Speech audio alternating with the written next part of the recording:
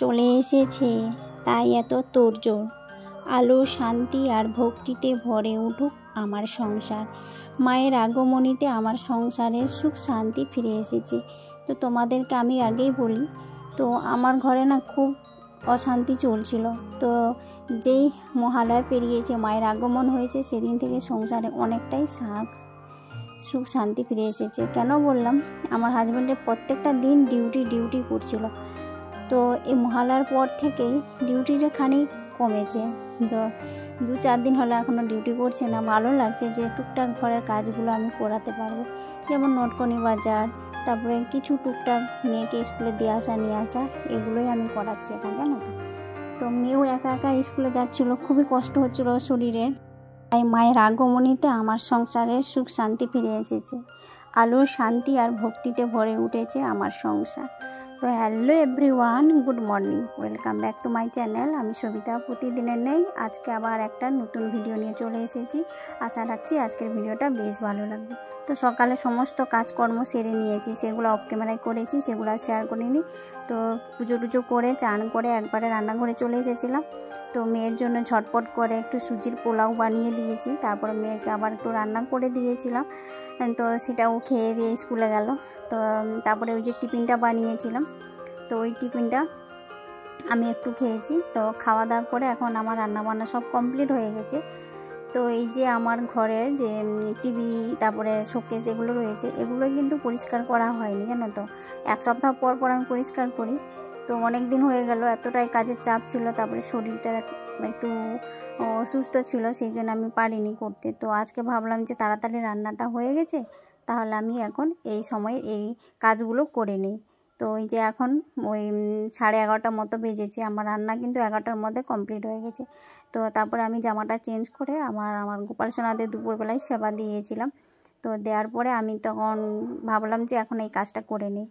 তো এই যে টিভিটা ভালো করে, যেহেতু আমার টিভিটাতে কভার লাগানো থাকে, তাও কিন্তু আমি ভালো করে পরিষ্কার করে নিচ্ছি। তো ভালো করে কলিন দিয়ে পরিষ্কার করে, আর টিভি রাখার যে ক্যাবিনেটটা, তো সেটাও যেহেতু কালো না একটু, তো ওইটাতে না ভালোভাবে বোঝা যায় যে ধুলো পড়েছে, নোংরা হয়েছে বলে।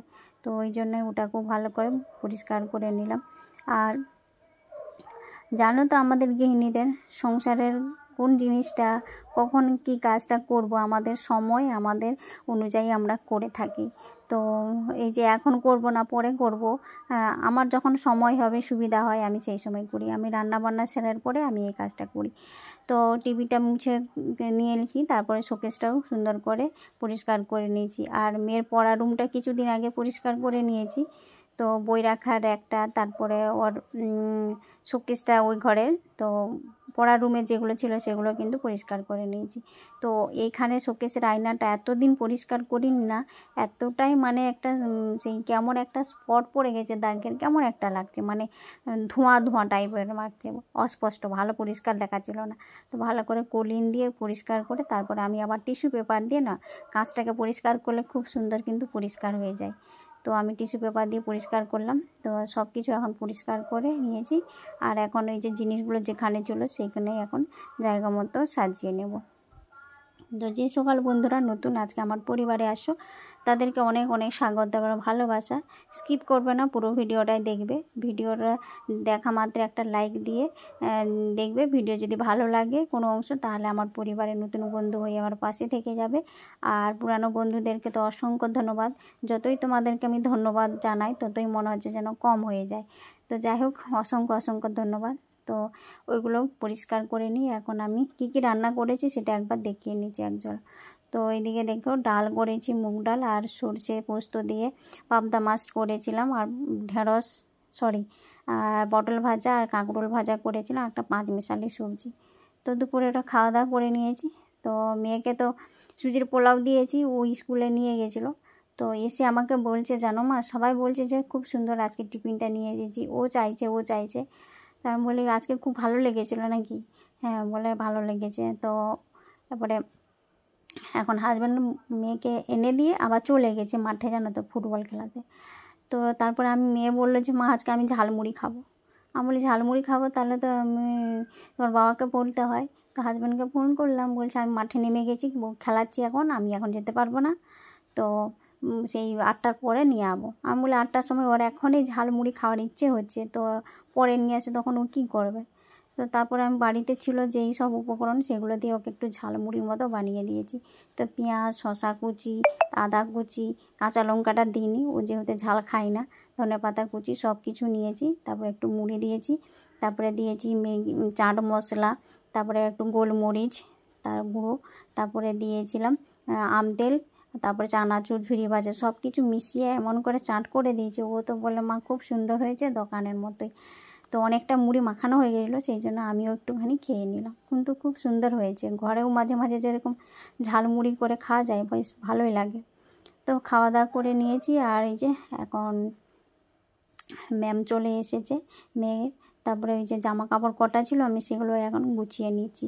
তো গুছিয়ে তারপরে এই যে সন্ধে দিয়ে তারপরে জামা কাপড়গুলো গুছিয়ে আবার রাতের খাবার করবো। আর আজকে যেহেতু মঙ্গলবার আর বুধবারের দিনে কী কী রান্না করবো তার জন্য আমি সবজিগুলো কেটে নেব।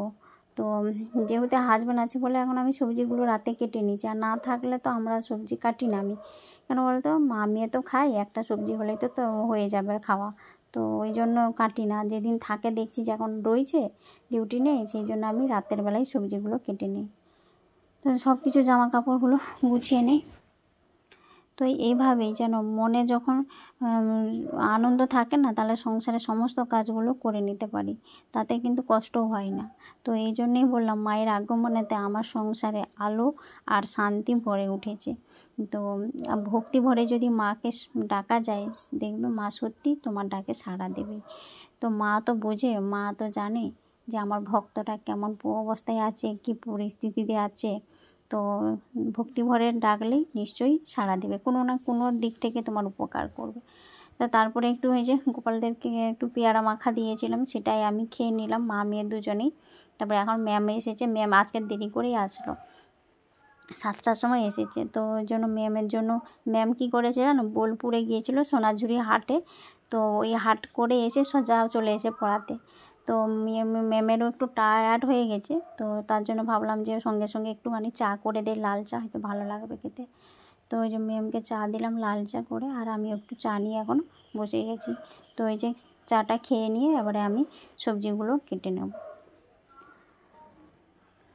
যে সকল বন্ধুরা নতুন, তোমাদেরকে তো আমি বলছি তোমরা আমার পরিবারে আসছো, আমার চ্যানেলে আসছো, সাবস্ক্রাইব করছো, তো আমাকে কিছু টাইম দাও, সময় দাও। না সঙ্গে সঙ্গে আসলে বন্ধু করো, না হলে তোমার সাবস্ক্রাইব করলো তারপরে আবার আনসাবস্ক্রাইব করে চলে দাও। এগুলো তোমরা কেন করো বন্ধুরা? তোমরা তো জানো এই প্ল্যাটফর্মে আসা মানে আর কত রুলস নিয়মকানুন আছে, সেগুলো মানতে হবে। না মানলেই কিন্তু তোমার চ্যানেলের ক্ষতি হবে, জানো তো। এগুলো তোমরা না বুঝে এমন করো না, তখন খুবই খারাপ লাগে। তো যাই হোক আমার সবজিগুলো কেটে নিয়েছি। তো পরের দিন কী রান্না করব, শাকটাও কেটে নিয়েছি, কলমি শাক। তারপরে কচু কেটেছি, আলু দিয়ে কচু দিয়ে মাছ দিয়ে ঝোল করব, আর ওল সেদ্ধ করব। আর ওই যে তারপরের দিন হচ্ছে চাউমিন করব টিফিনে, তো ভেজ চাউমিন, সেটাও সবজিগুলো কেটে নিয়েছি। তো এখন এই যে আমি একটুখানি গোলা রুটি বানিয়ে নিচ্ছি। তো ভিডিওটার একেবারে অন্তিম পর্যায়ে চলে এসেছি। তো কেমন লাগছে অবশ্যই মূল্যবান কমেন্টের মধ্যে জানাবে। ততক্ষণের জন্য তোমরা সবাই ভালো থাকো, সুস্থ থাকো, সাবধানে থাকো। দেখা হচ্ছে আবার একটা সুন্দর নতুন ভিডিওতে। ততক্ষণের জন্য তোমাদের সকলকে টাটা, বাই, গুড নাইট।